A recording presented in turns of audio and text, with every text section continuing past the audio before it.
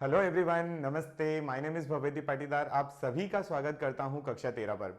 दोस्तों, जैसा कि आपको पता है, हमारा फिजिक्स की सीरीज चल रही है जिसमें हम लोग नीट, पीएनएसटी, सीयूईटी और आईआईटी सभी लेवल की फिजिक्स यहां पर पढ़ने वाले हैं। इवन अगर आप एमपीपीएससी की फॉरेस्ट एग्जाम का भी पेपर दे रहे हैं, मेंस पेपर दे रहे हैं, तो वो भी आपके लिए बेनिफिशियल होगा। उसमें भी क्योंकि फिजिक्स पूछी जाती है और हम लोगों ने बिल्कुल बेसिक से फिजिक्स स्टार्ट की है, क्योंकि अभी आपके सामने बोर्ड पर एक जो टॉपिक दिखाई दे रहा है आपको लिखा हुआ, जहां पर लिखा है डायमेंशनल फॉर्मूला, विमीय सूत्र। ये विमीय सूत्र आपका फिजिक्स में किसी भी टॉपिक या किसी भी क्वांटिटी में पीछा नहीं छोड़ेगा। आपको फिजिक्स में कोई भी क्वांटिटी से एक क्वेश्चन पूछा जा सकता है कि what is the dimensional formula of this quantity.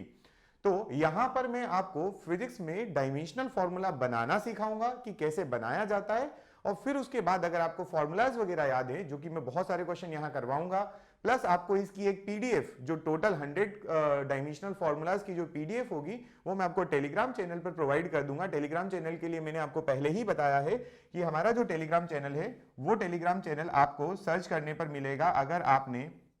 अगर आपने वहां पर टेलीग्राम में इंसर्ट किया है दीप1292, क्या लिखेंगे आप? दीप1292 अगर आप इंसर्ट करेंगे, तब आपको एक चैनल दिखाई देगा जिस पर आपको कक्षा 13 का लोगो भी दिखाई देने वाला है। ठीक है, तो वहां से आप उस चैनल को ज्वाइन कर लें। प्रीवियस क्लासेस की पीडीएफ भी आपको वहीं पर मिलेंगी, और अभी जो इसकी पीडीएफ भी होगी, ये जो क्लास की पीडीएफ है प्लस एक्स्ट्रा डायमेंशनल फॉर्मूला की पीडीएफ भी जो है, वो मैं वहां पर आपको प्रोवाइड कर दूंगा। करेक्ट? तो चलिए टाइम वेस्ट ना करते हुए हम लोग डायरेक्ट स्टार्ट करते हैं हमारे डायमेंशनल फॉर्मूला को, और इसमें हम कोशिश करेंगे कि आप डायमेंशनल फॉर्मूला बनाना सीख जाएं। ठीक है, तो यहां पर मैंने प्रीवियस क्वेश्चन को भी इंक्लूड किया है, और देखिए चलिए स्टार्ट करते हैं। आपको पता चल जाएगा सेशन में क्या क्या आपके लिए कंक्लूड किया है या इंक्लूड किया हुआ है। चलिए, तो सबसे पहले हम लोग बात करेंगे बिल्कुल बेसिक्स की।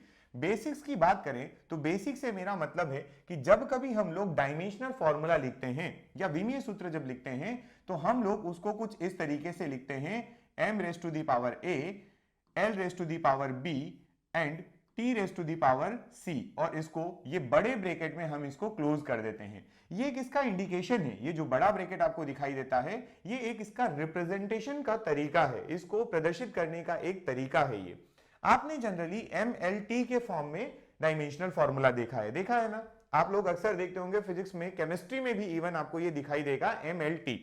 लेकिन यहां पर आप थोड़ा सा समझिएगा, मैं आपको कुछ एक्स्ट्रा चीजें बताने वाला हूं। और वहां पर देखिए ये लिखा है फंडामेंटल क्वांटिटीज। क्या लिखा है? Fundamental quantities. तो जैसा कि प्रीवियस वीडियो में भी हमने बात की है कि व्हाट आर फंडामेंटल क्वांटिटीज, मूलभूत राशियां क्या होती हैं। तो मूलभूत राशियों के लिए हमने एक छोटी सी डेफिनेशन बताई, जिसमें हमने कहा कि वे राशियां जो किसी दूसरी राशि से इंडिपेंडेंट होती है, या वे those quantities which are independent on another quantity of another quantity, जिनका दूसरी क्वांटिटी से कोई लेना देना नहीं है। मैंने आपको वहां पर मास किसे कहते हैं, टाइम किसे कहते हैं, what is your pressure, what is your जो लेंथ है, वो सारी चीजें मैंने आपको बताई उनके डेफिनेशन के साथ में। तो आप प्रीवियस वीडियो से देख सकते हैं कि व्हाट आर फंडामेंटल क्वांटिटीज। लेकिन क्योंकि आज हमारा जो टॉपिक है it is based on the dimensional formula, तो हम यहां पर बात करेंगे डायमेंशनल फॉर्मूला की। स्टार्ट करें क्या? तो देखिए, सबसे पहले अगर हम यहां पर बात करते हैं तो हमारे पास है फंडामेंटल क्वांटिटीज। फंडामेंटल क्वांटिटीज को समझना बहुत जरूरी है, क्योंकि उसी के बेस पे हम लोग डायमेंशनल फॉर्मूला बना सकते हैं। जैसे मैं आपसे कहता हूं कि there are 7 type of fundamental quantities. मैंने आपसे कहा कि there are 7 type of fundamental quantities, तो आप ये मेरी बात से एग्री करेंगे, कहेंगे बिल्कुल सही बात है, कोई इशू नहीं। तो देखिएगा जरा, उन 7 फंडामेंटल क्वांटिटीज की बात अगर हम करें तो हम कहेंगे कि एक हमारे पास होता है मास, एक हमारे पास क्या होता है? मास होता है, जिसे हम कहते हैं द्रव्यमान। ठीक है ये बात। फिर हम बात करेंगे जिसे हम कहते हैं आपकी सेकेंड फंडामेंटल क्वांटिटी की अगर हम बात करें तो हमारे पास हो गया लेंथ। हमारे पास क्या हो गई? लेंथ। लेंथ को हम कहेंगे लंबाई। करेक्ट? लेंथ मतलब आपकी ये लंबाई हो गई बात। देन हम बात करें तो हमारे पास है टाइम। टाइम मतलब समय हो गया यहां पर, तो आपके पास ये टाइम हो गया। ठीक है, ये 3 हो गई। और बात करते हैं और फंडामेंटल क्वांटिटी कौन सी होती है, तो हमने कहा कि एक हमारी टेम्परेचर भी होती है। टेम्परेचर भी क्या है? टेम्परेचर यानी तापमान जो है वो भी मूलभूत राशि है। फिर हम बात करते हैं कि हमारे पास और फंडामेंटल क्वांटिटी की अगर बात करेंगे तो टेम्परेचर के बाद आपके पास इलेक्ट्रिक करंट आता है। क्या आता है? Electric current. इलेक्ट्रिक करंट जो होगा, इलेक्ट्रिक करंट यानी इसको आप कहेंगे विद्युत धारा। इसे आप क्या कहते हैं, विद्युत धारा। तो विद्युत धारा जो है ये भी क्या है, विद्युत धारा भी फंडामेंटल क्वांटिटी है, ठीक है। देन हम बात करें और हमारी फंडामेंटल क्वांटिटी कौन कौन सी आती है, तो हमारे पास और फंडामेंटल क्वांटिटी है, जैसे एक अमाउंट ऑफ सब्सटेंस। क्या है, amount of substance. Amount of substance का मतलब क्या होता है, तो अमाउंट ऑफ सब्सटेंस का मतलब होता है पदार्थ की मात्रा। अमाउंट ऑफ सब्सटेंस का मतलब है पदार्थ की मात्रा, ठीक है ना। और उसके बाद कितनी हो गई, 1 2 3 4 5 6, एक रिमेनिंग है, और उसकी अगर हम बात करते हैं तो वो होती है ल्यूमिनस इंटेंसिटी। क्या होती है, LOUS, ल्यूमिनस इंटेंसिटी, ठीक है। तो ल्यूमिनस इंटेंसिटी मतलब जिसे आप कहते हैं प्रकाश की तीव्रता। आप इसे क्या कहेंगे, प्रकाश की तीव्रता। तो ये आप जानते हैं, आप लोग पहले से ये पढ़ चुके हैं, बस मुझे यहां पर कुछ आगे आपको बात बताना है, उसके लिए लिखा है। अब इतनी बातें पढ़ने के बाद हमें यहां पर इनका बताना है डायमेंशनल फॉर्मूला। हमें क्या बताना है, डायमेंशनल फॉर्मूला, कि इनका डायमेंशनल फॉर्मूला क्या होता है, करेक्ट। तो चलिए स्टार्ट करते हैं, 1 बाय 1 डायमेंशनल फॉर्मूला की तरफ बढ़ते हैं। देखिए, अगर आपको इनका डायमेंशनल फॉर्मूला कोई पूछता है कि बताइए ये 7 फंडामेंटल क्वांटिटी के डायमेंशनल फॉर्मूला क्या होगा, तो आप द्रव्यमान या मास को सीधा लिखेंगे m। क्या लिखेंगे, m। और m को केवल m लिखा जाता है क्योंकि आपका जो ये नोटेशन है ना, ये नोटेशन है। m क्या है, यहां पर प्रदर्शित करने का तरीका, बताने का तरीका। यहां पर मास देखिए, क्या यहां पर मास एक बार लिखा है, तो आप कहेंगे यस, यहां पर केवल मास की पावर कितनी है, 1 है, कुछ भी नहीं है मतलब 1 है, तो हमारे यहां पर भी पावर कितनी हो जाएगी, 1। फिर हम बात करें अगर लेंथ की, तो लेंथ को हम कैसे डिनोट करेंगे, कैसे रिप्रेजेंट करेंगे, तो उसको हम दिखाएंगे L से। पावर कितनी आना चाहिए लेंथ की, 1 आना चाहिए, क्योंकि यहां पर भी लेंथ की पावर 1 है। देन हमारे पास आता है टाइम। क्या आता है, टाइम। तो हम इसे कह देंगे टाइम, मतलब आपका ये T हो गया। फिर हमारे पास आता है टेम्परेचर। टेम्परेचर को हम यहां पर जो डिनोट करते हैं वो करते हैं थीटा से। किससे डिनोट करते हैं, थीटा। या कहीं कहीं आजकल बुक में ये के भी लिखकर आने लगा है, के मतलब केल्विन, पर के रेयर है, के थोड़ा सा यहां पर गलत, ओ सॉरी, के थोड़ा सा यहां पर क्या होता है, गलत हो जाता है। आपको अगर याद रखना ही है तो आप याद रखेंगे उसको थीटा। क्या याद रखेंगे, थीटा याद रखना। टेम्परेचर को आप थीटा से डिनोट करते हैं। विद्युत धारा या इलेक्ट्रिक करंट की अगर हम बात करें तो इसे हम डिनोट करते हैं ए से। किससे डिनोट करते हैं, ए से। पर कहीं जगह पर इसको आपको आई भी देखने को मिल जाता है, कहीं कहीं पर ये आई देखने को मिल जाता है, ज्यादा बेटर ए होगा। देन आता है हमारे पास पदार्थ की मात्रा। पदार्थ की मात्रा की अगर हम बात करें तो इसे हम डिनोट करते हैं बाय मोल। किससे बताते हैं, मोल से, क्योंकि पदार्थ की मात्रा की यूनिट भी क्या है, मोल है, तो ये मोल हो गया। और ल्यूमिनस इंटेंसिटी की जब बात करेंगे तो ल्यूमिनस इंटेंसिटी जो होती है वो होती है CD, कैंडेला, तो इसको हमने बोल दिया ये CD।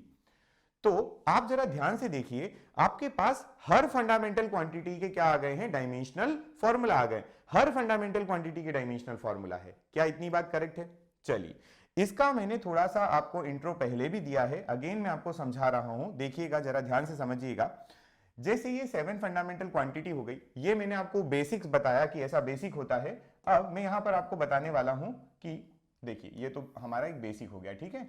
अगर मैं आपसे कहूं कि मुझे एक फॉर्मूला लिखना है, डायमेंशनल फॉर्मूला, और वो मैं लिखना चाह रहा हूं, कलर अच्छा नहीं चलेगा, मैं वो डायमेंशनल फॉर्मूला जो है वो लिखना चाह रहा हूं m, अरे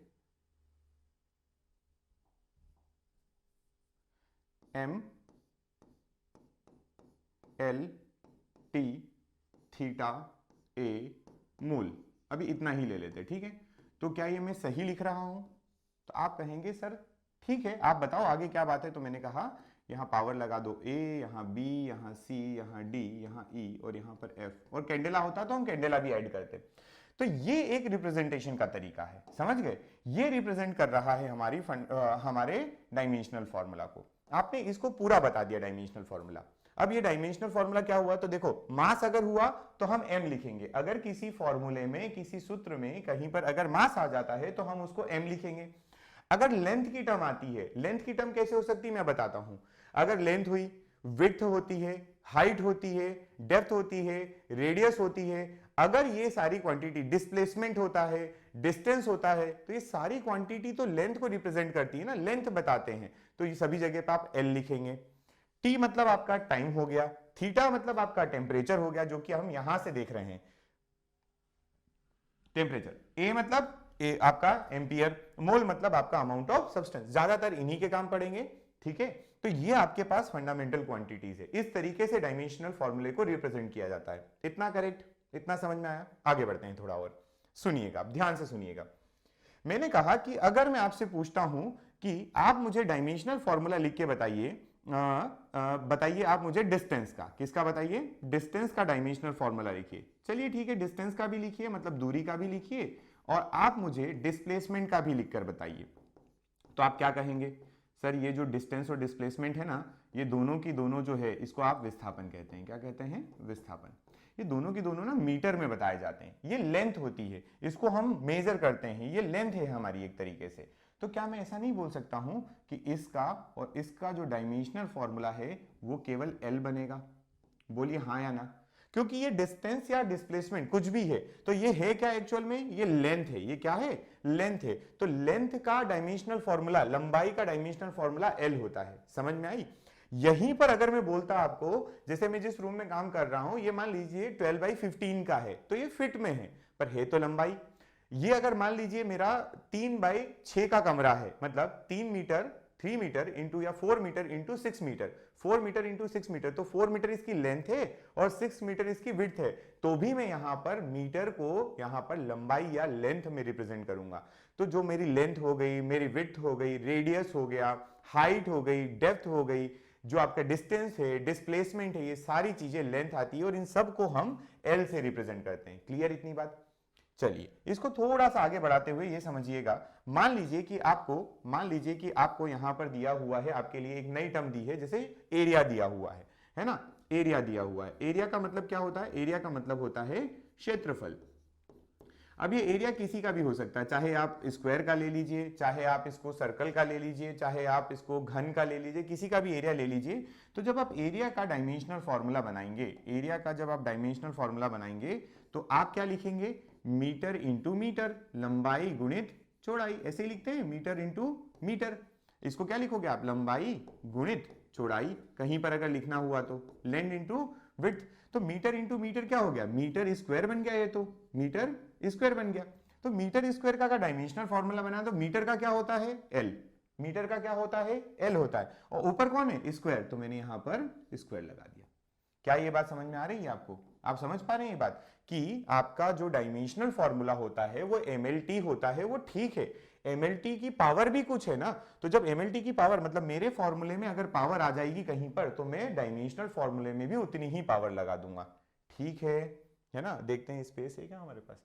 चलिए मैं यहां पर थोड़ा सा समझाता हूं। जैसे मान लीजिए आपके पास आयतन है, आयतन मतलब वॉल्यूम है, ठीक है, आयतन है, ठीक, आयतन मतलब ये हो गया आपका वॉल्यूम। इसको समझिएगा थोड़ा सा, है ना। वॉल्यूम है, किसका निकाल रहे हैं हम लोग? वॉल्यूम ले लेते हैं। चलो ठीक है, एक मैं आपको वॉल्यूम भी लिख के बता देता हूं। ठीक है, जैसे ये आपके पास एक क्यूब हो गया, क्या हो गया? क्यूब हो गया। ये इसका होगी लेंथ, ये इसकी हो गई विड्थ, और ये हो गई इसकी हाइट। तो अगर मैं इसका वॉल्यूम लिखूंगा तो मैं क्या लिखूंगा? Volume A into B into C. और तीनों को मैं किस में लिखूंगा? ये भी क्या हो गया? मीटर में हो गया, मीटर, मीटर, है ना। ये भी किस में हो जाएगा? तो ये भी हो जाएगा मीटर में। मतलब आपकी विड्थ और लेंथ और हाइट जो सभी होगी वो किस में होंगी? मीटर में होंगी। तो ये लिख दिया metre into metre into metre. तो इन तीनों का सम करने पे आपका जो वॉल्यूम निकल के आएगा, क्या वो मीटर क्यूब आएगा?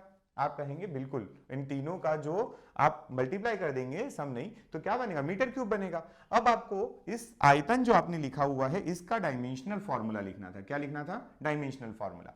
तो डायमेंशनल फॉर्मूला किससे लिखा जाएगा? यूनिट से। तो हम कितना लिखेंगे? मीटर मतलब L और क्यूब मतलब उसका क्यूब, क्योंकि यहां पर यूनिट में भी हमारे पास पावर 3 थी। समझ पाए? जितना आपकी यूनिट या मात्रक में पावर होती है उतनी ही आपकी डायमेंशनल फॉर्मूला में पावर लग जाती है। होप कि ये आपको बात समझ में आई हो, क्योंकि अब हम जो पढ़ेंगे, अब हम आगे पढ़ेंगे हमारा ये जो मैंने यहां पर क्वेश्चंस लिए हुए हैं इनको। चलिए वन बाय वन स्टार्ट करते हैं। हमारे क्वेश्चन में पहले नंबर पे जैसे लिखा है वेलोसिटी और स्पीड, ठीक है।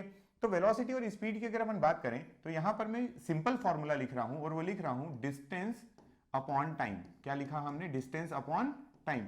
मतलब आप इसको बोल सकते हैं कि ये हो गया आपका दूरी, और नीचे आपका क्या हो गया? समय। दूरी बटा समय हो गया। अब दूरी बटे अगर समय करोगे तो क्या बनेगा? डिस्टेंस का क्या होता है? लेंथ होती है, तो वो हो गया L। डिवाइडेड बाई समय मतलब t, तो ये लीजिए L divided by t, L divided by t। तो L डिवाइडेड बाई t जो है, क्या मैं इसको LT की पावर -1 नहीं लिख सकता? क्योंकि मैंने t को कहां पहुंचा दिया? ऊपर। तो मेरे लिए डायमेंशनल फॉर्मूला जो बनेगा, मेरे लिए जो डायमेंशनल फॉर्मूला बनेगा स्पीड या इसका, तो वो डायमेंशनल फॉर्मूला कितना होगा? वो होगा LT की पावर -1, LT की पावर -1। ठीक है, वो हो गई बात खत्म वहां पर। अब देखिए आगे नेक्स्ट, मान लीजिए कि आपको एक्सेलरेशन पूछा गया है। क्या पूछा गया है आपको? एक्सेलरेशन की, एक्सेलरेशन कितना होगा। ठीक है, एक्सेलरेशन का डायमेंशनल फॉर्मूला बताओ। चलिए एक्सेलरेशन का डायमेंशनल फॉर्मूला निकाल। क्या होता है एक्सेलरेशन? क्या वो change in velocity with respect to time होता है? वेग में परिवर्तन की दर है। तो ऊपर कौन आया? वेग आया। ऊपर कौन आया? वेग। और नीचे कौन आया? समय। परिवर्तन की दर मतलब नीचे कौन है? समय। ऊपर मैं बोल रहा हूं वेलोसिटी है और नीचे कौन है? तो नीचे टाइम है। तो आप क्या करेंगे? आपने जो वेलोसिटी का पहले बनाया था, क्या बनाया? LT की पावर -1, तो उसको फिर से लिखिए। LT की पावर -1 को फिर से लिखिए और नीचे टाइम का लिख दीजिए। ठीक है, एक सेकेंड है ना, अगर ये सिलेक्ट होता है तो इसको थोड़ा सा,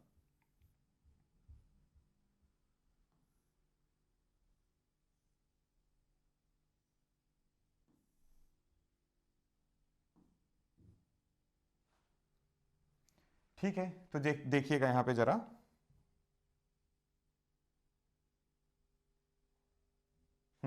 मैंने यहां पर लिखा, ये वेलोसिटी जो है, वेलोसिटी का मैंने क्या बनाया हुआ था? LT की पावर -1, और नीचे ये कौन आया? टाइम आया। तो ये लीजिए टाइम।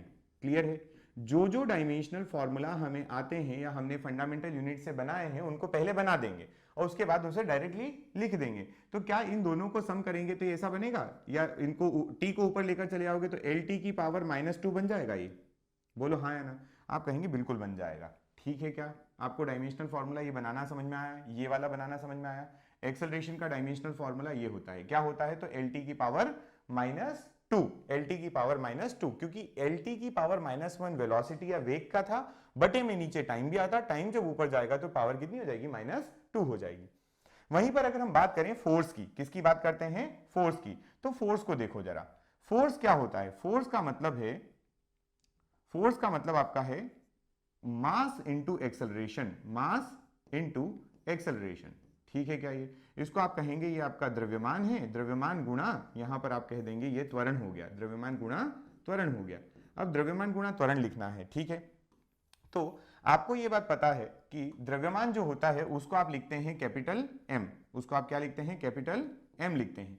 और त्वरण आपने अभी निकाला, त्वरण आपने अभी निकाला, कितना आपने निकाला? LT की पावर -2, तो ये हो गया आपका LT की पावर -2। क्या ये बात ठीक है?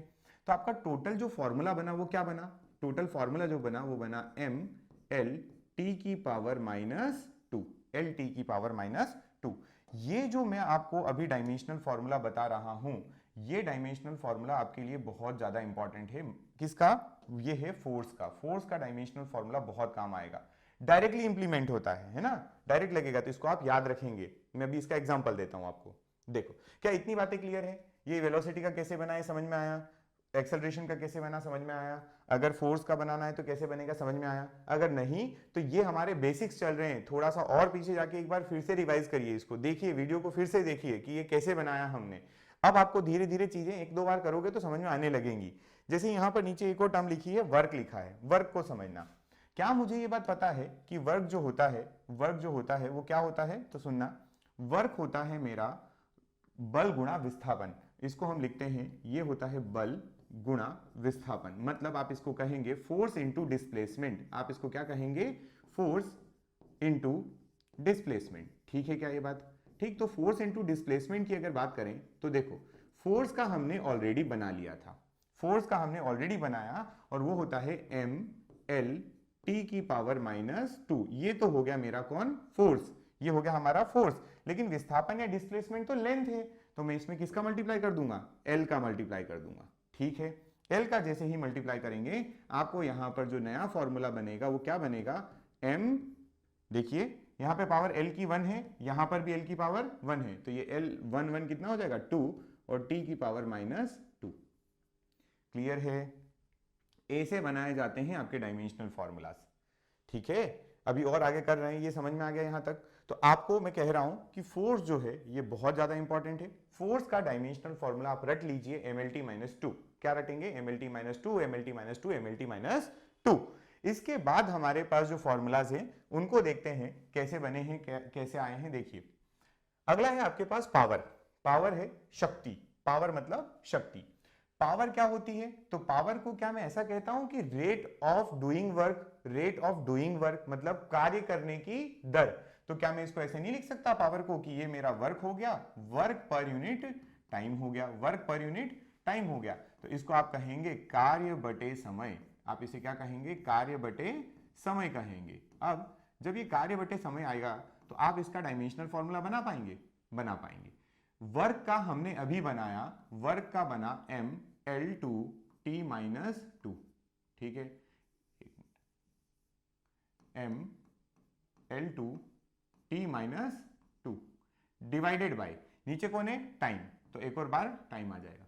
चलिए देख लो क्या ये कार्य का, वर्क का आपने ठीक लिखा है फॉर्मूला? तो देखो आपने ये लिखा है ml2t-2 और हम वही यूज कर रहे हैं यहां पर ml2t-2। तो आपके लिए t जब ऊपर जाएगा तो क्या बना देगा? ml2t⁻³ हो जाएगा। कितना हो जाएगा? -3।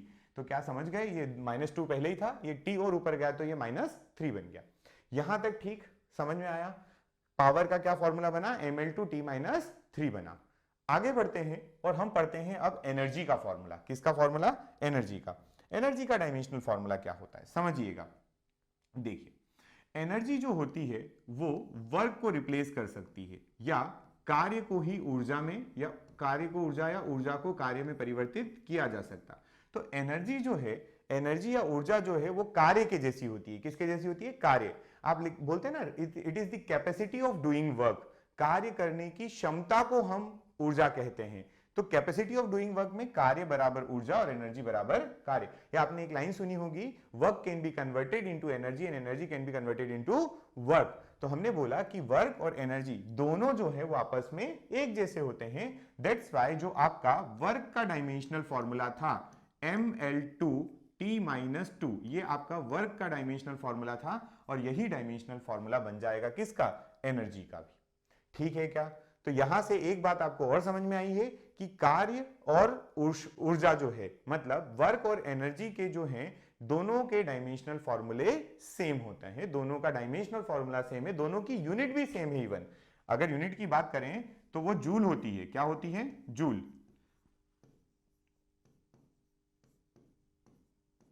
जे से रिप्रेजेंट करते हैं, तो ये भी दोनों की क्या होती है? सेम होती है। ठीक है, चलिए अब सुनिएगा यहां से थोड़ा ध्यान से। जैसे मैं आपसे कहता हूं कि आपने ये तो केवल क्या पढ़ा? आपने एनर्जी पढ़ी। अब आपके पास there are so many types of energy.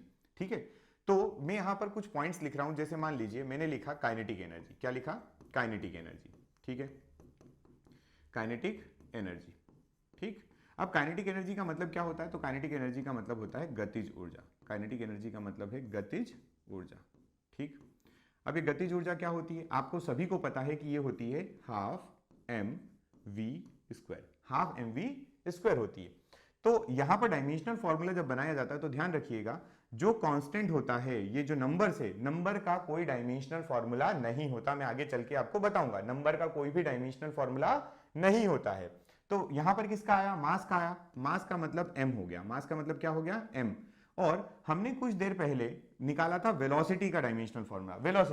Velocity का डायमेंशनल फॉर्मूला निकाला था Lt⁻⁻1। विश्वास नहीं है तो देखिए, वेलोसिटी का डायमेंशनल फॉर्मूला हमने निकाला Lt⁻⁻1।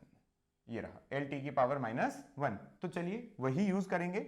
v की जगह हम लिखेंगे Lt⁻⁻1। और जब -1 लिखें तो यहां देखिए पावर कितनी है? 2 है। तो क्या मैं इसको बोल सकता हूं कि ये जो मेरा डायमेंशनल फॉर्मूला है वो क्या बन जाएगा? ml²t⁻²। क्या ये बात ठीक है? ml²t⁻²। ये फॉर्मूला बना आपका काइनेटिक एनर्जी का। किसका बना? काइनेटिक एनर्जी, गतिज ऊर्जा का। क्या यहां तक बात ठीक है? अच्छा, अब मैं आपको थोड़ी सी एक चीज हिंट करता हूं कि देखिए Ml2T-2 जो फॉर्मूला बना है काइनेटिक एनर्जी का बना, और इसके जस्ट ऊपर भी मैंने एनर्जी का फॉर्मूला बनाया था, एनर्जी का डायमेंशनल फॉर्मूला Ml2T-2 ही था। क्या यहां से मैं एक चीज कंक्लूड कर सकता हूं कि जो आपकी एनर्जी होगी, वो एनर्जी, जितनी भी एनर्जी की मैं यहां नाम लिखने वाला हूं, सभी एनर्जी के डायमेंशनल फॉर्मूला Ml2T-2 होंगी। All type of energy have same dimensional formula. सभी प्रकार की ऊर्जाओं के जो डायमेंशनल या विमीय सूत्र होते हैं वो एक जैसे होते हैं या समान होते हैं। ये बात आपको यहां से याद रखना है, राइट। चलिए, जैसे कि यहां पर हमने लिखा काइनेटिक एनर्जी, अब आप और एग्जांपल ले सकते हैं। जैसे हमने यूज किया, हम पोटेंशियल एनर्जी भी पढ़ सकते हैं ना, हमें क्या दिक्कत है, हम पढ़ेंगे यहां पर पोटेंशियल एनर्जी। तो पोटेंशियल एनर्जी का जब हम फॉर्मूला लिखेंगे, पोटेंशियल एनर्जी का मतलब होता है स्थितिज ऊर्जा। इसका मतलब क्या होता है, स्थितिज ऊर्जा। ठीक है, स्थितिज ऊर्जा क्या होगी तो वो देख लेते हैं। स्थितिज ऊर्जा की बात करें तो उसे हम लिखते हैं mgh, लिखते हैं mgh।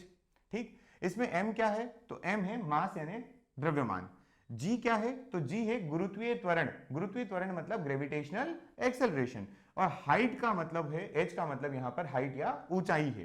तो अगर मैं m का लिखूंगा तो मैं लिखूंगा m का लिखा मैंने, मास का m, g मतलब गुरुत्वीय त्वरण। अब गुरुत्वीय त्वरण जो है वो वही फॉर्मूला होता है जो कि त्वरण का होता है, क्योंकि ये त्वरण है। ये क्या है, त्वरण है, एक्सेलरेशन है, ग्रेविटेशनल एक्सेलरेशन। तो जो त्वरण का होगा वो ग्रेविटेशनल एक्सेलरेशन का भी होगा। और h मतलब हाइट, हाइट मतलब ऊंचाई, मतलब लंबाई l।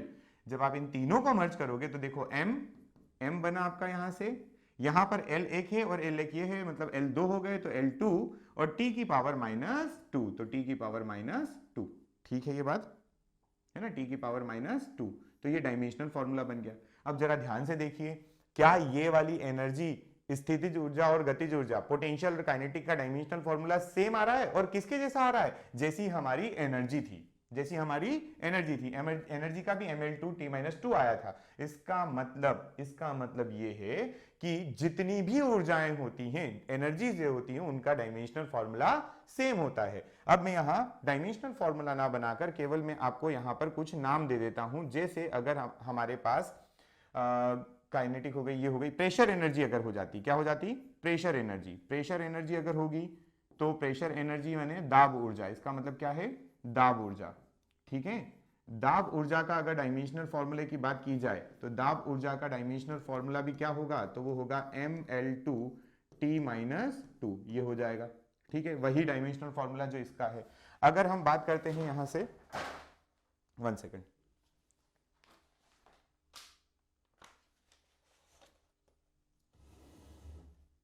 अगर हम यहां पर बात करते हैं नेक्स्ट, जैसे हमारे पास हो गया जैसे हीट एनर्जी, क्या हो गई, हीट एनर्जी। हीट एनर्जी मतलब इसको आप कहेंगे ऊष्मीय ऊर्जा। हीट एनर्जी यानी ऊष्मीय ऊर्जा अगर आ गया, ठीक है, ऊष्मीय ऊर्जा अगर आ गया, तो इसका भी अगर आप डायमेंशनल फॉर्मूला देखेंगे तो आपको क्या मिलेगा, वो मिलेगा Ml2T-2।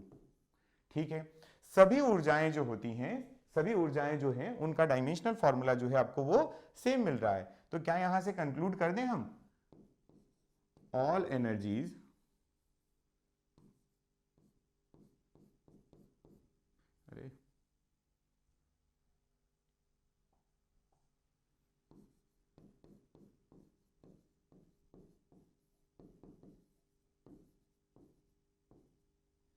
have same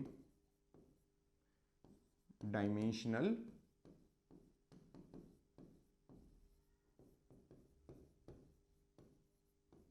formula. ठीक है, सभी ऊर्जाओं का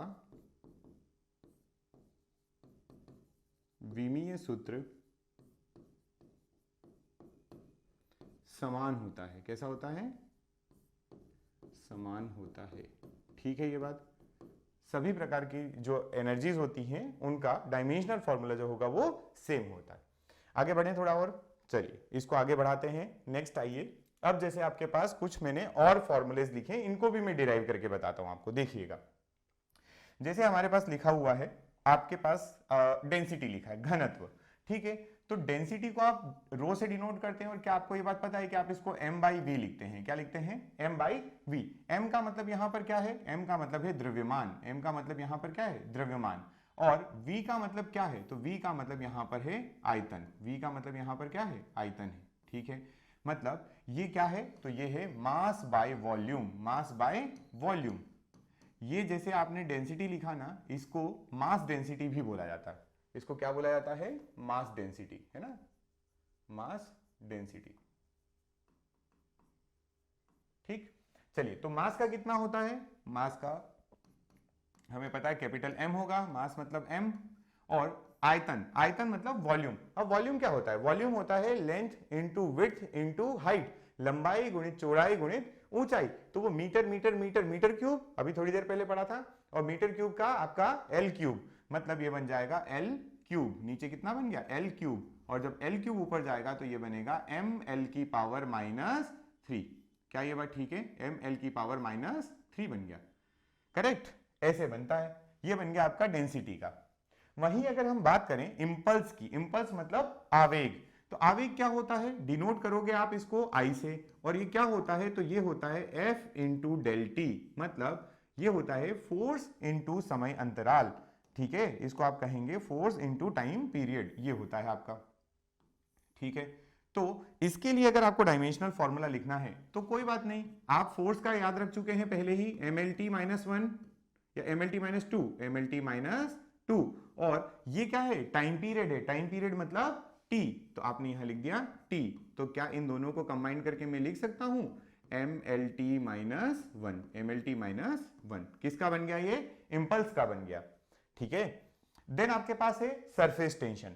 सरफेस टेंशन को हम लोग कई बार टी, या फिर इसको बड़े होकर आप सिग्मा, मतलब हायर एजुकेशन में आप इसको सिग्मा से भी बताएंगे। तो ये होता है फोर्स अपॉन लेंथ। ये क्या होता है? Force upon length. तो फोर्स का कितना होता है? mlt -2, mlt -2, और लेंथ का कितना हो जाएगा? तो l हो जाएगा। तो क्या मैं ऐसा बोल सकता हूं कि लेंथ ने लेंथ को कैंसिल आउट कर दिया? लेंथ से लेंथ कैंसिल आउट। इसका मतलब ये बन गया m और t की पावर -2, m और t की पावर -2। अच्छा, कई बुक में ना ऐसा लिखते हैं, इसको ऐसे लिखा होता है, m लिखेंगे, l भी लिखेंगे, लेकिन पावर कितनी लगाएंगे? 0। क्यों? क्योंकि l है नहीं ना वहां पर। तो आप चाहे ऊपर वाला फॉर्मूला लिखें चाहे नीचे वाला लिखें, बात बराबर है, राइट? ठीक, अब आगे बढ़ते हैं, आगे बढ़ते हैं। नेक्स्ट हमारे पास है, देखिए, आवेश। आवेश मतलब आपका चार्ज। आवेश मतलब क्या हो गया? चार्ज हो गया। ठीक है, चलिए, तो आवेश को आप क्या लिखते हैं? क्या आप ऐसा लिखते हैं कि जो हमारा करंट होता है which is equals to Q by t, है ना, rate of flow of charge ही क्या बनता है? करंट।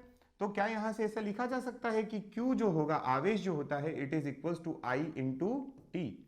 और अगर I इंटू टी लिखा है तो I मतलब आपका एम्पियर करंट, विद्युत धारा, है ना, इलेक्ट्रिक करंट, और T मतलब टाइम। तो इन दोनों को कंबाइन करने पर आप बना देंगे A इंटू टी। तो आवेश या चार्ज का कितना होता है? आप डायरेक्टली यहां से याद रखेंगे, वो होता है A into T. I equal to Q T, और फिर Q बराबर क्या हो जाएगा? I T. तो आई टी का AT बन जाएगा।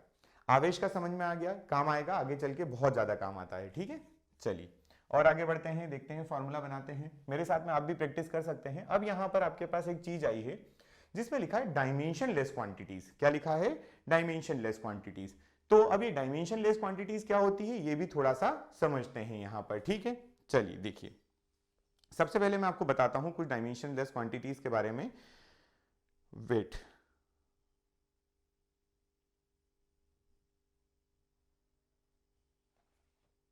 समझना, है ना, ठीक, समझिएगा। पहला, जैसे मैं कुछ आपको यहां पर फॉर्मूले बताता हूं कि कौन कौन से हमारी डायमेंशन लेस क्वांटिटीज हो सकती है। जैसे डायमेंशन लेस क्वांटिटी में एक आपके पास आता है स्ट्रेन। क्या आता है? स्ट्रेन। स्ट्रेन का मतलब होता है विकृति। स्ट्रेन का मतलब क्या होता है? विकृति। 11th का टॉपिक का है ये, विकृति। देखो, विकृति में क्या लिखोगे आप लिखोगे विकृति में, स्ट्रेन में, कि change in length, change in length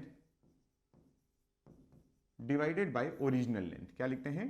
या इनिशियल लेंथ, ठीक है, ओरिजिनल या इनिशियल लेंथ। अब इसका मतलब क्या हुआ कि ऊपर भी आपके पास कौन है, ध्यान से देखिएगा, ऊपर भी कौन है आपके पास, लेंथ, यहां पर ऊपर भी आपके पास लेंथ और नीचे भी आपके पास लेंथ, तो लेंथ और लेंथ एक दूसरे को क्या कर देंगी, कट कर देंगी। तो क्या मैं ऐसा बोल सकता हूं कि लेंथ और लेंथ जब कट होंगी तो इसका जो डायमेंशनल फॉर्मूला बनेगा वो बनेगा, मास भी नहीं है, लेंथ भी नहीं है और टाइम भी नहीं है, मतलब इसका डायमेंशनल फॉर्मूला हो गया MLT और सबकी पावर 0, M0 L0 T0। किसका हुआ ये, स्ट्रेन का हुआ। दूसरा मैं आपको एग्जांपल देता हूं, आप समझिएगा यहां से एग्जांपल कि, एक सेकेंड है ना,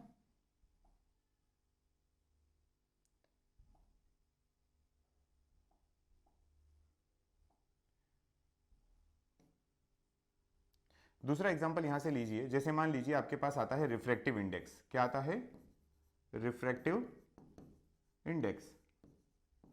रिफ्रैक्टिव इंडेक्स का मतलब होता है अपवर्तनांक, क्या होता है ये, अपवर्तनांक, ठीक है। अब अपवर्तनांक क्या होता है, तो अपवर्तनांक को आप डिनोट करते हैं म्यू से, किससे बताते हैं, म्यू से। ये होता है ratio of speeds, ratio of speed, है ना। तो ऊपर भी क्या होता है, स्पीड होता है, स्पीड ऑफ लाइट, है ना, इसका मतलब क्या होता है, speed of light in vacuum, इस किस में, वैक्यूम में, ठीक है। और divided by speed of light, है ना, यहां पर भी कौन होगा, तो स्पीड ऑफ लाइट होगा, लेकिन वो किस में, तो वो होता है in medium, in any medium. तो जब ऊपर स्पीड है नीचे स्पीड है, तो ये वाली स्पीड इस वाली स्पीड से कैंसिल आउट होगी, तो आपके पास जो फॉर्मूला बनेगा, क्या अगेन डायमेंशनल फॉर्मूला वही बनेगा, M0 L0 T0, मतलब डायमेंशनलेस। तो आपके लिए चाहे स्ट्रेन हो चाहे आपकी रिफ्रैक्टिव इंडेक्स हो, दोनों के डायमेंशनल फॉर्मूला क्या बन रहे हैं, M0 L0 T0 बन रहे हैं। और क्वांटिटी ले लेते हैं, जैसे मान लीजिए आपके पास जो क्वांटिटी है, कोई और क्वांटिटी हम लेते हैं, जैसे मैंने कहा एंगल, आप क्या ले लीजिए, एंगल ले लीजिए, ठीक है। एंगल मतलब आपके पास हुआ कोई कोण, ठीक है। क्या आपको इसका फॉर्मूला पता है, फॉर्मूला क्या होता है, तो इसको आप लिखते हैं arc by radius, arc by radius लिखते हैं, हाँ या ना, आप इसको लिखते हैं आर्क बाई रेडियस। अब आर्क मतलब क्या हो गया, चाप, चाप बटे त्रिज्या, चाप बटे त्रिज्या। और चाप का मतलब भी ऊपर लेंथ, है ना, और त्रिज्या भी क्या आएगी, लेंथ ही तो होती है, त्रिज्या भी क्या होती है, लेंथ होती है। तो लेंथ से लेंथ क्या हो गया, कट गया। तो आपके पास जो डायमेंशनल फॉर्मूला आया, अगेन क्या आया, M0 L0 और T0, मतलब इसका ये जो कोण होता है, एंगल जो होते हैं, उनका भी डायमेंशनल फॉर्मूला नहीं होता, मतलब वो भी डायमेंशनलेस क्वांटिटी होती है, ठीक है। अब जैसे एंगल आ जाता है, या फिर यहां पर लिखा रहेगा एंगुलर डिस्प्लेसमेंट, क्या लिखा रहेगा, एंगुलर डिस्प्लेसमेंट। तो इन दोनों के लिए, एंगुलर डिस्प्लेसमेंट के लिए या एंगल के लिए, मतलब इसको आप कहते हैं कोणीय विस्थापन, ठीक। इन दोनों का जो डायमेंशनल फॉर्मूला होता है वो नहीं आता है, कोणीय विस्थापन का भी कितना हो जाएगा, वो हो जाएगा 0, मतलब M0 L0 T0। यहां तक की पिक्चर क्लियर है। आगे मैं भी आपको और डायमेंशनल फॉर्मूला बता रहा हूं जिनका कोई भी डायमेंशंस नहीं होती, पर ये तीनों क्लियर, जैसे आपके पास स्ट्रेन विकृति हो गया, रिफ्रैक्टिव इंडेक्स हो गया, एंगल हो गया, इनके कोई भी डायमेंशनल फॉर्मूले नहीं बनते हैं। चलिए आगे की तरफ स्विच करते हैं, कोई और क्वेश्चन लेते हैं। जैसे मान लीजिए हमारे पास आया अगला जो आपका dimensional formula, dimension less quantity का देखना है ना, डायमेंशन लेस जिसमें जो है ऊपर और नीचे दोनों कट हो जाता है। तो यहां पर आप देखिए रिलेटिव, मैं एक फॉर्मूला लिख देता हूं, यहां पर मैं बता रहा हूं रिलेटिव परमिटिविटी, ठीक है। क्या लिखा हमने, रिलेटिव परमिटिविटी। ये क्या होती है, तो ये होती है सापेक्षिक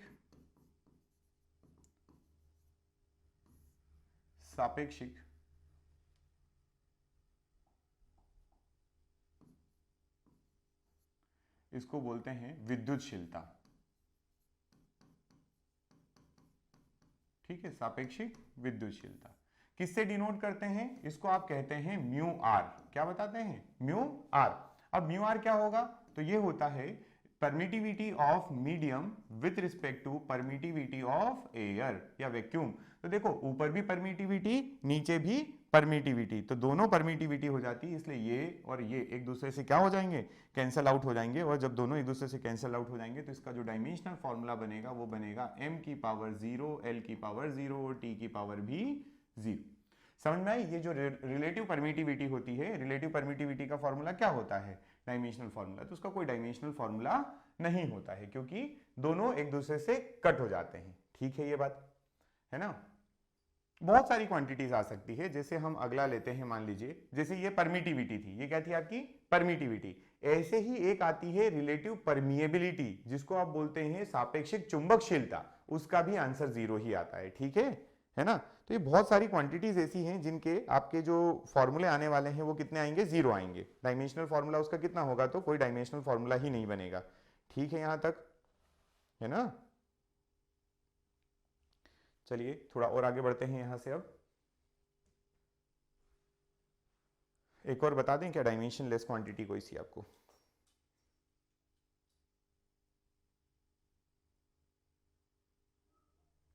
जैसे मैंने आपको कहा, मान लीजिए ट्रिग्नोमेट्रिक रेशो, ठीक है, ये भी देख लीजिए। ट्रिग्नोमेट्रिक रेशो, ट्रिग्नोमेट्रिक रेशो का क्या मतलब होता है, त्रिकोणमितीय अनुपात। क्या है ये, त्रिकोणमितीय अनुपात। जैसे जैसे हमारे पास होता है, जैसे हमारे पास होता है साइन कॉस टेन, क्या होते हैं, साइन होता है हमारे पास, कॉस होता है हमारे पास। ठीक है, तो क्या लिखते हैं आप, साइन को क्या लिखते हैं, perpendicular by hypotenuse, perpendicular by hypotenuse, मतलब ऊपर लिखेंगे आप लंब और नीचे लिखते हैं आप कर्ण। ठीक, वैसे ही जब हम बात करें कॉस की तो आप लिखते हैं बेस बाय हाइपोटेनियस। क्या लिखते हैं, बेस बाय हाइपोटेनियस, मतलब ऊपर लिखते हैं आप आधार और नीचे लिखते हैं आप कर्ण। तो भाई साहब ये सब लंबाई ही तो है ना। आधार बोल लो, कर्ण बोल लो, ये सब क्या है, एक दूसरे लंबाई है, लेंथ है ये। तो अगर ये लेंथ होंगी तो लेंथ एक दूसरे को क्या कर देंगी, कट कर देंगी। ये भी लेंथ आपको एक दूसरे से क्या हो जाएंगी, कट हो जाएंगी। तो क्या मैं बोल सकता हूं कि इनका जो डायमेंशनल फॉर्मूला होगा वो m0, l0 और t0 होगा। इसका भी डायमेंशनल फॉर्मूला यही होगा। अगर यहां पर टेन थीटा होता तो टेन थीटा का भी डायमेंशनल फॉर्मूला यही, क्योंकि ये सभी रेशो जो हैं, त्रिकोणमितीय अनुपात जितने भी हैं, सब कौन से हैं, सब किन्हीं किन्हीं लेंथ के ही रेशो हैं। ऊपर भी लंबाई आती है, नीचे भी लंबाई आती है। इतना ठीक है ना। जैसे मैं यहां पर लिख देता हूं आपके लिए एक और टर्म, जैसे आपके पास एनी नंबर, आपके पास कोई नंबर है ना। एनी नंबर मतलब कोई संख्या, ठीक है, कोई संख्या है अगर, तो उस कोई संख्या का जो डायमेंशनल फॉर्मूला होता है वो भी कितना होता है, m0, l0 और t0।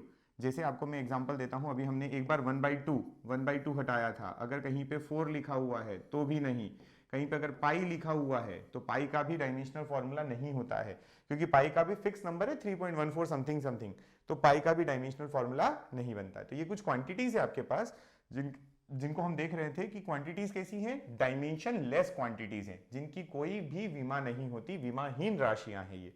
करेक्ट यहां तक। चलिए अब आगे बढ़ेंगे।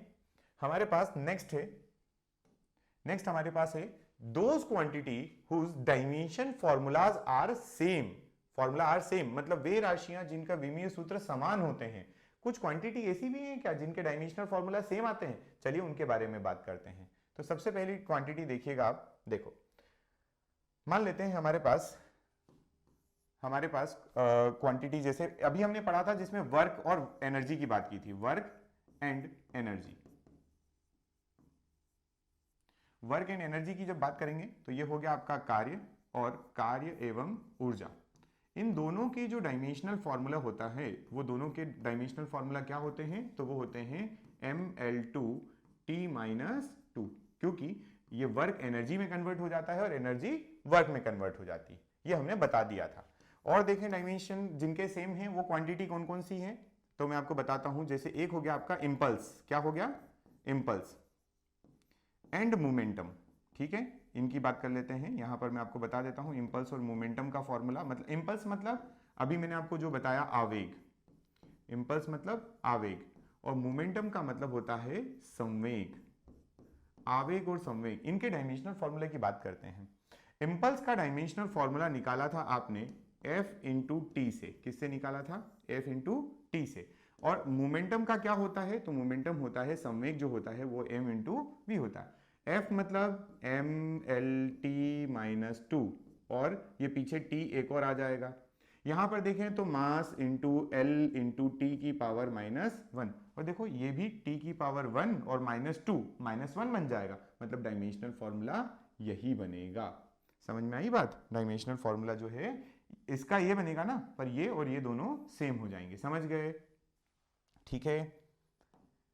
चलिए आगे बढ़ते हैं, ये डायमेंशनल फॉर्मूला सेम है दोनों का, है ना। चलिए और देखें और किन के डायमेंशनल फॉर्मूला सेम होते हैं, तो और क्वांटिटीज ऐसी हैं जिनका डायमेंशनल फॉर्मूला सेम होगा। वो क्वांटिटी कौन कौन सी हैं, तो जैसे आपके पास एक होता है एंगुलर मोमेंटम का भी होता है ना। एंगुलर मोमेंटम का जो है वो भी फॉर्मूला सेम होता है, उसको भी मैं बता देता हूँ। एनर्जी और मास का सेम हो गया, सॉरी वर्क एंड एनर्जी का सेम हो गया, इम्पल्स मोमेंटम का भी सेम हो गया है। और एक आप लीजिए एंगुलर मोमेंटम, क्या लीजिए, ये प्रीवियस ईयर नीट का क्वेश्चन है, ये जो है ना एंगुलर मोमेंटम एंड एक और क्वांटिटी है जिसका फॉर्मूला सेम आता है, एक मिनट, एंगुलर मोमेंटम एक कांस्टेंट है, प्लांक कांस्टेंट, प्लांक्स कांस्टेंट, ठीक है। इसको आप कहेंगे कोणीय संवेग, कोणीय संवेग एवं प्लांक स्थिरांक, ठीक है। इनका बनाकर देखते हैं, तो देखो कोणीय संवेग जो होता है उसको आप लिखते हैं L, क्या लिखते हैं L, और प्लांक स्थिरांक जो है वो है H, ठीक है। इनका बनाए, अगर आपने कोणीय संवेग या इनका बनाने की कोशिश की तो आप कैसे बनाएंगे, L जो होता है वो होता है I into alpha, I into alpha, और H जो होता है वो होता है energy per unit, E equal to H nu होता है, तो फ्रीक्वेंसी, ठीक है। I का मतलब एम आर स्क्वायर मतलब एम एल स्क्वायर, है ना। I मोमेंट ऑफ इनर्शिया है, I मोमेंट ऑफ इनर्शिया है, तो मोमेंट ऑफ इनर्शिया जड़त्व आघूर्ण क्या लिखते हो, एम आर स्क्वायर। M का मास मतलब कैपिटल M, R स्क्वायर मतलब लेंथ का स्क्वायर। अल्फा जो है ये है एंगुलर एक्सेलरेशन मतलब कोणीय संवेग। कोणीय संवेग जो है मैं आपको बता देता हूं कोणीय संवेग कैसे निकलेगा, देखो जरा ध्यान से, थोड़ा सा पीछे आते हैं। जैसे अभी हमने एक कोण का बनाया था, किसका बनाया था, कोण, कोण मतलब एंगल, कोण मतलब एंगल, एंगल को आप लिखते हैं थीटा, जिसको आप लिखते हैं m0 l0 और t0, यही लिखते हैं, है ना। ये आपका कोण का हो गया। अगर मैं आपसे कहता हूं कि आप मुझे यहां पर कोणीय, ये विस्थापन के भी बराबर होता है एंगल, कोणीय विस्थापन भी यही होता है ना। अरे बता चुका हूं मैं अभी आपको,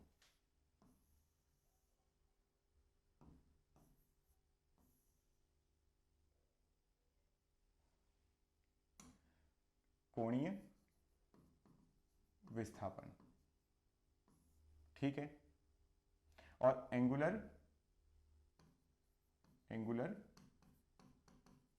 डिस्प्लेसमेंट, ठीक, ये होता है, सेम होता है। अब कोणीय वेग का पूछ रहा हूं मैं आपसे, किसका पूछ रहा हूं, कोणीय वेग का, जिसको आप कहेंगे एंगुलर वेलोसिटी। अब एंगुलर वेलोसिटी का लिखना है तो आप कैसे लिखेंगे, आप लिखेंगे ऊपर कोणीय विस्थापन, आप ऊपर क्या लिखेंगे, कोणीय विस्थापन मतलब एंगुलर डिस्प्लेसमेंट, एंगुलर डिस्प्लेसमेंट, ठीक है, डिवाइडेड बाय समय मतलब टाइम, कोणीय विस्थापन बटे समय, टाइम।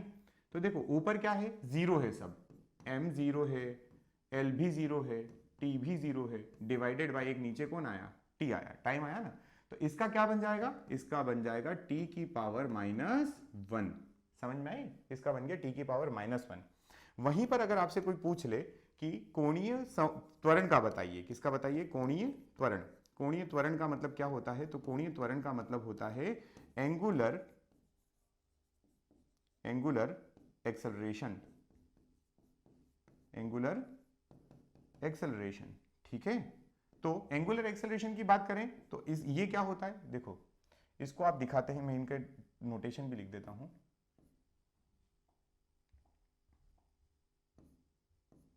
ये हो गया ओमेगा, ये हो गया थीटा और ये हो गया अल्फा। ठीक, तो एंगुलर एक्सेलरेशन जो होता है वो क्या होता है, तो वो होगा एंगुलर वेलोसिटी बटे डिवाइडेड बाय टाइम, मतलब इसको आप कहेंगे कोणीय वेग बटे समय। बोलो हाँ या ना। तो कोणीय वेग कितना, कोणीय वेग कितना हो जाएगा, तो एंगुलर वेग वेलोसिटी का ये निकाला T raise to the power -1 और नीचे फिर कौन आ गया, टाइम। इसका मतलब ये बन जाएगा T raise to the power -2, T raise to the power -2। ठीक है, ऐसे बनाया जाता है। तो ये क्यों बताया मैंने आपको एंगल वाले, क्योंकि अगले हमारे इस फॉर्मूले में काम पड़ रहा है अभी, है ना। यहां पर हमें जरूरत है अल्फा की, तो क्या मैं लिख सकता हूं अल्फा का हो जाएगा T raise to the power -2, T raise to the power -2 बन गया। अब ml2 t -2 हो गया, ये बन गया आपका एंगुलर मोमेंटम। ठीक है, इसको आप क्या करेंगे, एक सेकेंड, mvr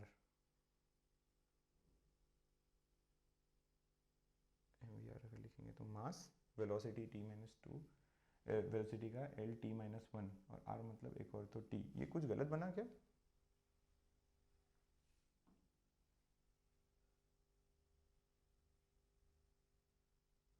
रेडियन पर second, angular velocity, angular velocity ठीक है, एंगुलर एक्सेलरेशन भी ठीक है, आई इंटू अल्फा। चलो देखते हैं, है ना।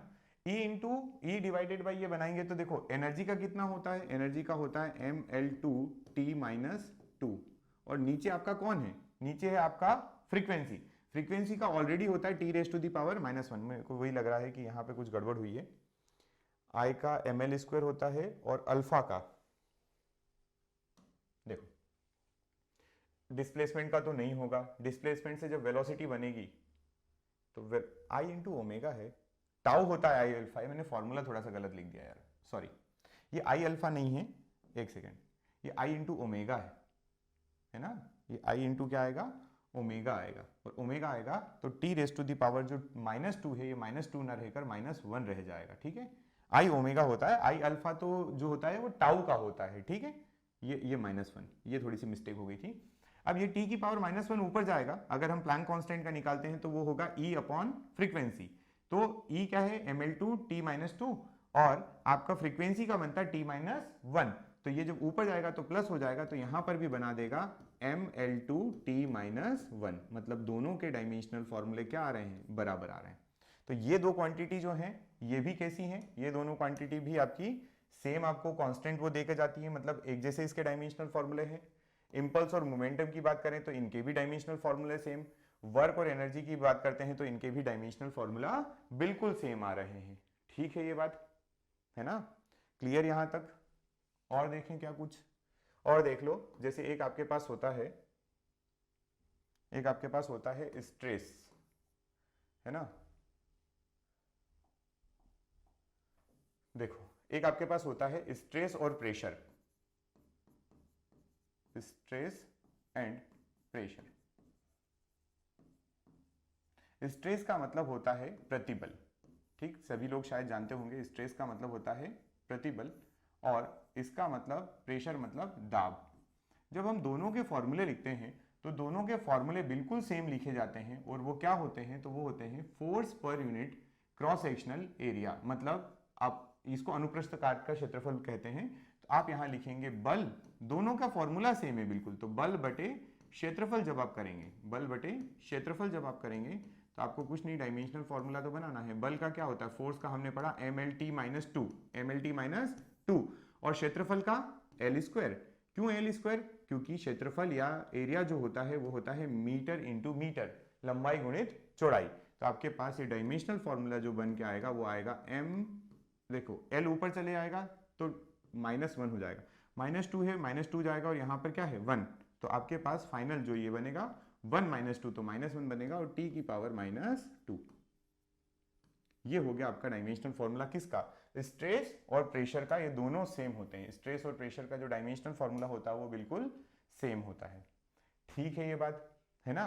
तो याद रखना है आपको ये 3 4 5 क्वांटिटीज सभी। उसके बाद हम और आगे बढ़ते हैं, नेक्स्ट हमारा देखते हैं अब है कुछ कांस्टेंट्स, कुछ नियतांक, कुछ हम लोग यहाँ पर गुणांक की बात करेंगे जिनके फॉर्मूले आपको बनाते आना चाहिए। अब क्या है, पूरी लिस्ट में आपको दे दूंगा, आप उन लिस्ट को, और भी क्वेश्चन उसमें मिलेंगे, उसको सॉल्व करिएगा। मैक्सिमम तो मतलब मैंने कोशिश की है जो इंपॉर्टेंट है वो सारे करवा दूं, इनके अलावा भी और आते हैं, वो भी यहाँ पर मैं बता रहा हूँ आपको। ठीक है, देखिए जैसे कुछ कांस्टेंट के भी हम बनाते हैं। कांस्टेंट का अगर बनाने चाहे तो देखो, जैसे मान लीजिए universal gravitational constant, universal gravitational constant, इसको आप क्या कहते हैं, इसको आप कहते हैं सार्वत्रिक गुरुत्वाकर्षण नियतांक, सार्वत्रिक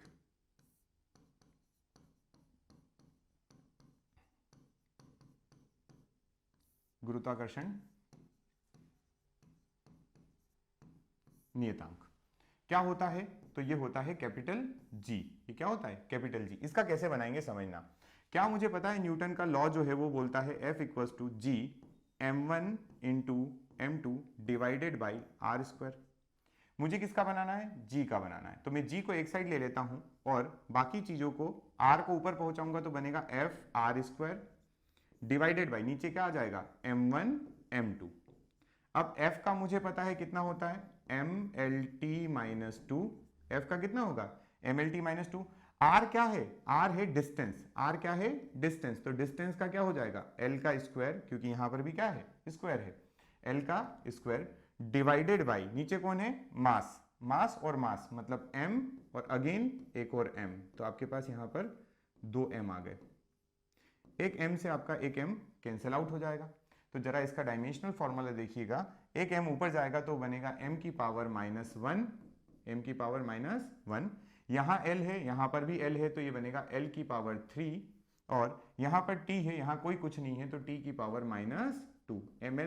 m माइनस वन टी की sorry m minus one l cube और t की power minus to.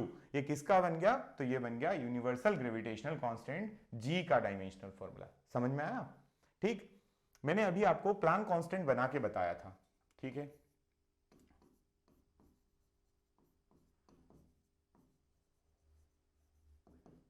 Planck constant क्या बोलते हैं इसको आप, प्लांक का नियतांक, ठीक है। ये क्या होता है, तो ये होता है h, ठीक है, इसको आप बोलते हैं h। आपने सुना होगा E बराबर h इंटू न्यू, ठीक है, E बराबर h इंटू न्यू। तो क्या इसको मैं ऐसा नहीं लिख सकता, इसको मैं लिख दूंगा कि h बराबर क्या हो गया, E अपॉन न्यू हो गया। ये न्यू को नीचे ले आइए तो h बराबर E अपॉन न्यू। और इसका अभी आपने निकाला था, आपने बोला था ये होता है ml2t minus two divided by, ये है आपका न्यू, न्यू का मतलब फ्रीक्वेंसी, फ्रीक्वेंसी मतलब t की पावर माइनस वन। जब ये ऊपर जाएगा तो ये प्लस का वन हो जाएगा और ये बन जाएगा ml2 t की पावर माइनस वन, t की पावर माइनस वन। तो ये बन गया प्लांक कांस्टेंट का, किसका बन गया, प्लांक कांस्टेंट, ठीक है क्या, है ना, समझ में आया इतना। फिर आपके पास एक और होता है, जैसे गैस कांस्टेंट होता है ना, गैस कांस्टेंट होता है हमारा, गैस कांस्टेंट जिसको आप कहते हैं गैस नियतांक R, ठीक है, गैस नियतांक R होता है ना, ये क्या होता है R। अब आपको पता है सभी को PV इक्वल्स टू nRT होता है, क्या होता है, PV इक्वल्स टू nRT। क्या यहां से मैं ऐसा लिख सकता हूं इसको कि n equals to PV upon RT, PV upon RT। Sorry, मुझे R का चाहिए ना, मैंने क्यों लिखा ऐसा, मुझे किसका चाहिए, मुझे चाहिए R का, गैस कांस्टेंट का चाहिए, तो इसको मैं लिख दूंगा n इंटू टी, ठीक है। अब इसको बनाते हैं, देखो प्रेशर R का अगर फॉर्मूला बनाएंगे तो ऊपर लिखेंगे ये बना P into V divided by n into T. समझते हैं प्रेशर का फॉर्मूला, ऊपर ये P है, P मतलब प्रेशर, प्रेशर का मतलब होता है mlt minus two divided by area मतलब माइनस वन, ठीक है। देखो हमने बनाया भी था प्रेशर का भी,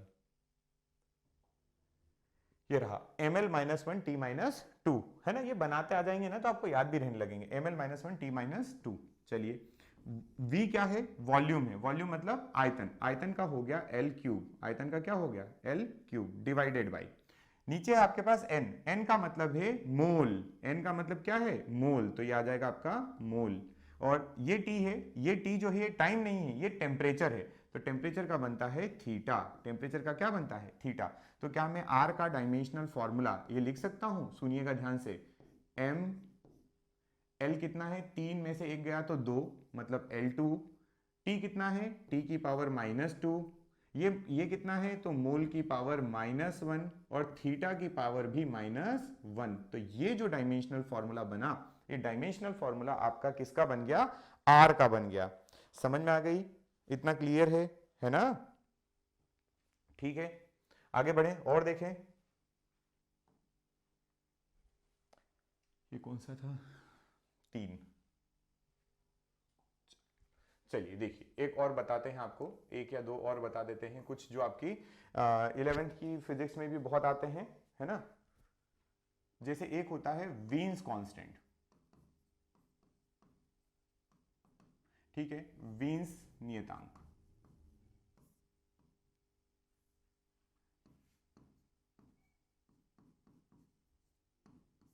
ये क्या होता है, तो ये होता है तरंग दैर्घ्य गुणा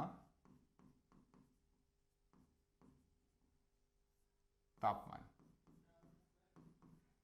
ठीक। इसको आप बोलते हैं लेमडा इंटू टेम्परेचर। क्या कहते हैं, लेमडा इंटू टेम्परेचर। अब लेमडा क्या है, तरंग दैर्घ्य, और तरंग दैर्घ्य जो है उसका बनता है एल। तरंग दैर्घ्य का क्या बनता है, क्योंकि ये लेंथ है, वेव की लेंथ होती है, वेव लेंथ आप जानते हैं ना, इसको क्या बोलोगे आप, ये आपका वेव लेंथ हो गई। तो वेव की लेंथ है ना एक्चुअल में, तो लेंथ का क्या बनेगा एल, लेंथ का क्या बनेगा एल, और टेम्परेचर का क्या बनेगा थीटा। तो वीन्स कांस्टेंट जो बनता है इसका बनता है L into theta. Wien's constant का जो डायमेंशनल फॉर्मूला आता है ये क्या आता है, एल इंटू थीटा आता है, ठीक है। अगली बात करते हैं और देख लेते हैं, एक आता है आपका बोल्ट्जमैन कांस्टेंट। क्या आता है, बोल्ट्जमैन कांस्टेंट,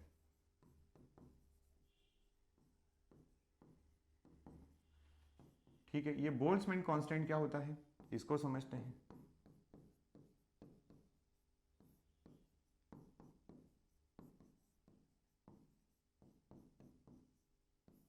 ठीक, इसको आप कई बार KB से लिखते हैं, किससे लिखते हैं, KB से।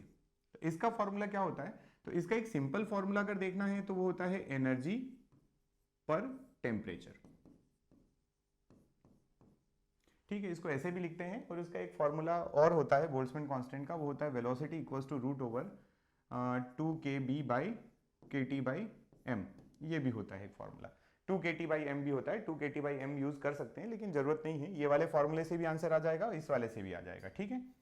तो ये जब लिखेंगे आप, ये टेम्परेचर है ना, तो इससे आंसर आ जाता है, छोड़िए इसको, कोई जरूरत नहीं है अभी, ठीक। आप इसी से निकाल लें। एनर्जी का क्या होता है, mL2T-2 डिवाइडेड बाई टेम्परेचर यानी थीटा। तो ये कितना हो जाएगा, ये हो जाएगा mL/2T-2 थीटा की पावर -1, ठीक है। तो इतना तो आप पढ़ें, है ना, और भी निकालें। चलिए ये आपका होमवर्क है, एक अगला मैं दे देता हूं आपको, आप यहां पर मुझे करके बताइएगा। बल्क मॉड्यूलस आता है, क्या आता है, बल्क मॉड्यूलस। कमेंट में इसका आंसर करिएगा, बल्क मॉड्यूलस, ठीक है। बल्क मॉड्यूलस जो होता है इसको बोलते हैं हम लोग आयतनिक गुणांक, आयतनिक गुणांक बोलते हैं हिंदी में,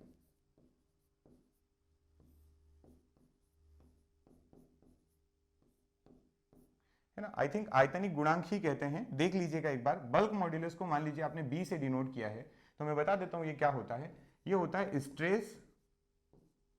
stress upon volumetric strain, volumetric strain, ठीक है। तो ये आपको करना है, स्ट्रेस का मतलब होता है प्रतिबल, प्रतिबल बटे, इसका आंसर आप मुझे कमेंट में बताएंगे, आयतनिक विकृति,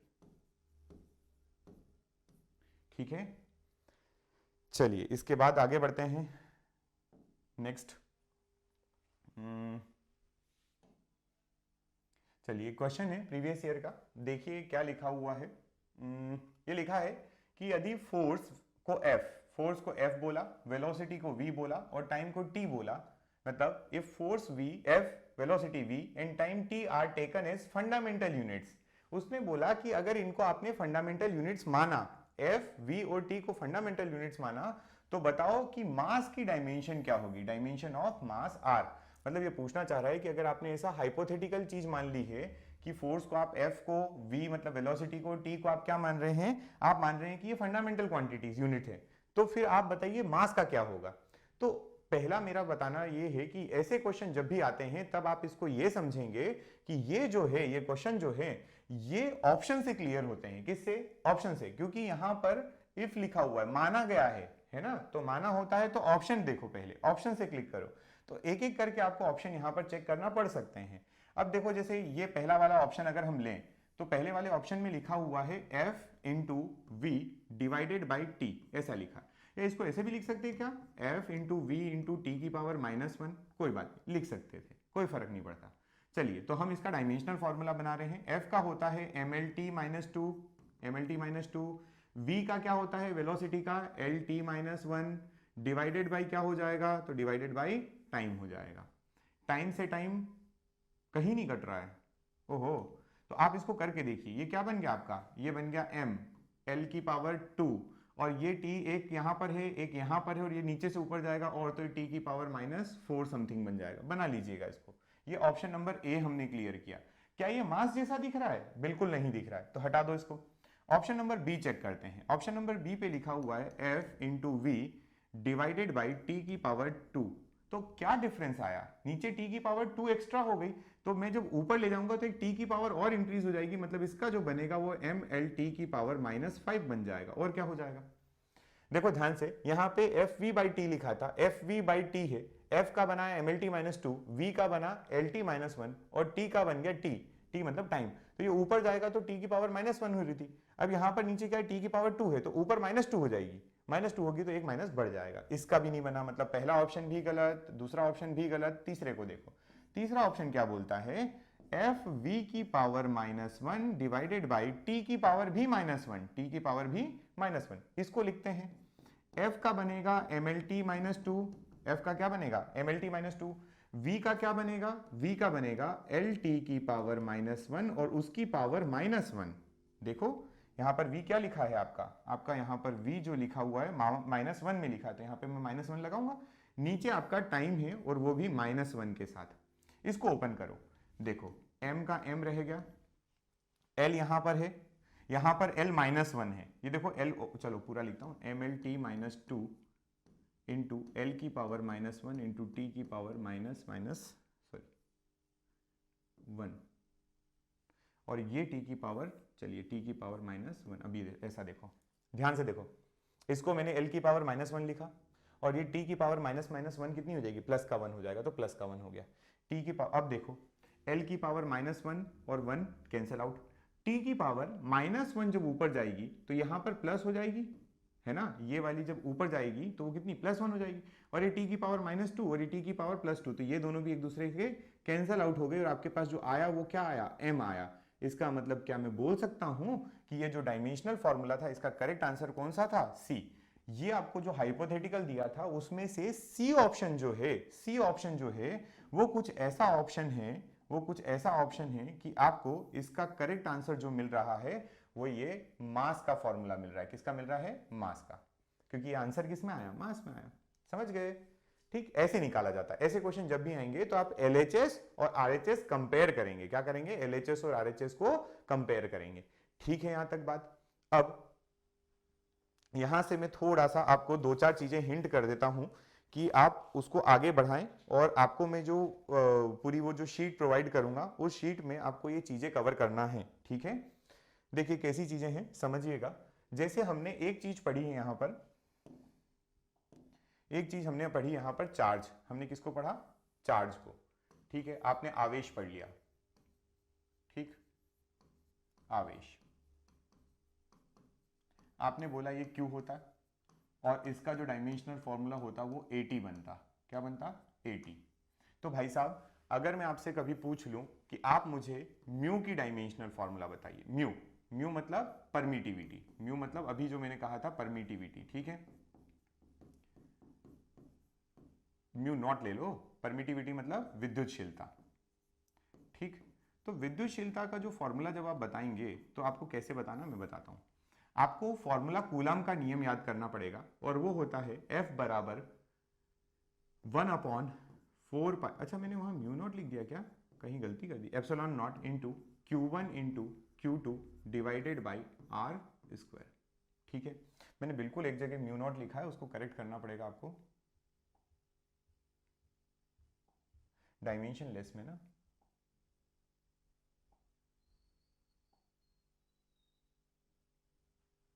चलो ये परमिटिविटी लिख दिया, इसको एक काम करते हैं, इसको घुमा के हम लोग विद्युतशीलता की जगह चुंबकशीलता कर देते हैं। क्या कर दें, चुंबकशीलता, तब भी सही हो जाएगा, कोई दिक्कत नहीं है, तब घबराने की जरूरत नहीं है।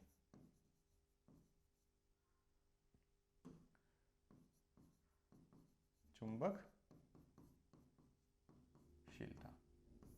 ठीक है, रिलेटिव परमिएबिलिटी,